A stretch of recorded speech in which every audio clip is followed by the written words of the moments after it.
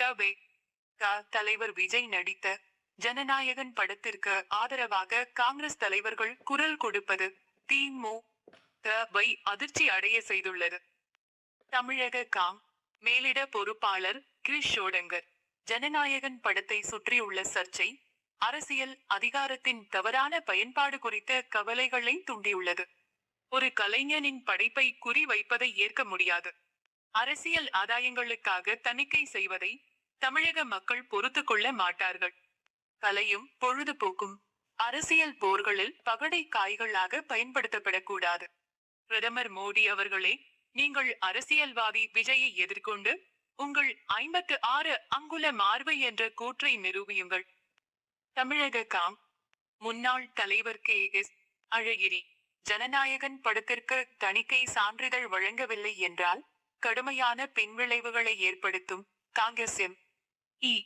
மாணிக்கம் தாகூர் அமலாக்கத்துறை சி.பி.ஐ. வருமான வரித்துறை வரிசையில் இப்போது சென்சார் போர்டு ஒடுக்குமுறைக்கு பயன்படுத்தப்படுகிறது. சினிமா துறையை கட்டுப்படுத்தும் ஆயுதமாக திரைப்பட தணிக்கை குழு மாற்றப்பட்டுள்ளது. கலையை அதிகாரத்தின் முன் மண்டியிட வைத்தால் ஜனநாயகம் உயிர்ப்புடன் இருக்காது. காங்கிரஸ் எம்பி ஜோதிமணி மத்திய அரசின் கீழ் இயங்கும் சென்சார் போர்டு சான்றிதழ் தர மறுப்பது கண்டனத்துக்குரியது. இது தமிழ் திரையுலகத்தின் மீது நடத்தப்படுகிற தாக்குதல். அரசியல் காரணங்களுக்காக படங்கள் முடக்கப்படுவது ஆபத்தானது. தணிக்கை வாரியமும் பிரதமர் மோடி அரசின் அரசியல் ஆயுதமாகிவிட்டது. காங்கிரஸ் எம்பி விஜய் வசந்த் கடந்த 2017இல் விஜயின் மெர்சல் படம் பிரச்சனையை சந்தித்தது. அப்போது தமிழ் சினிமாவை ஒடுக்குவதன் வாயிலாக தமிழ் கலாசாரம் மற்றும் அடையாளத்தை அவமதிக்க வேண்டாம் என ராகுல் எச்சரித்தார். அந்த எச்சரிக்கை மீண்டும் உண்மையாகியுள்ளது. இவ்வாறு அவர்கள் கூறியுள்ளனர். இதில் கிரிஷ் ஷோடங்கரின் சமூக வலைதள பதிவை தமிழக காங்கிரஸ் கட்சியின் அதிகாரப்பூர்வ எக்ஸ் தள பக்கத்தில் பகிர்ந்துள்ளனர். இதனால் திமுக கடும் அதிருப்தி அடைந்துள்ளது.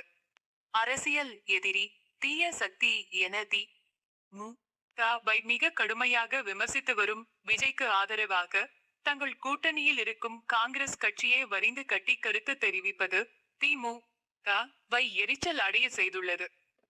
அதை வெளிப்படுத்தும் விதமாக திருநெல்வேலியில் பேட்டியளித்த சபாநாயகர் அப்பாவு, அரசியல் காரணங்களுக்காகவும் தன் கடைசி படம் என்பதாலும் இந்த விவகாரத்தை விஜய் தேவையில்லாமல் பெரிதாக்கி ஒருவித பில்டப் கொடுக்கிறார்.